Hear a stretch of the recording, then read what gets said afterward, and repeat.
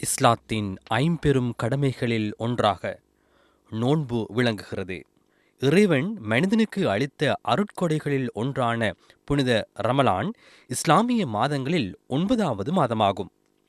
அதிகாலை முதல் சூரியன் மறையும் வரை பசித்திருந்து தாகித்திருந்து நோன்பு நோற்று இறைவனுக்கு நன்றி செலுத்தும் மாதமாக புனித ரமலான் மாதம் கருதப்படுகின்றது. புனித ரமலான் மாதத்தில் அல் குர்ஆன் இறக்கப்பட்டமையினால் இந்த மாதம் பல்வேறு சிறப்புகளை கொண்டமைந்துள்ளது.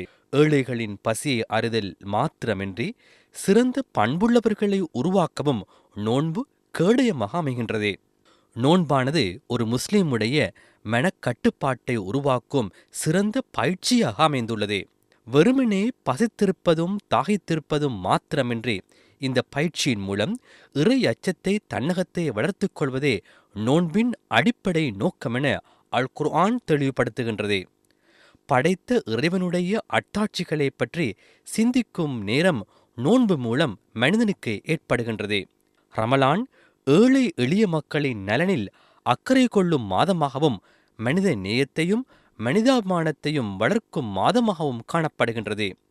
இஸ்லாம் சமூக ஒற்றுமையை வலியுறுத்துகின்றமையினால் ஏழைகளின் பசியை அறிந்து அவர்களுக்கு உதவ வேண்டும் என்ற படிப்பினை நோன்பு உணர்த்துகின்றது.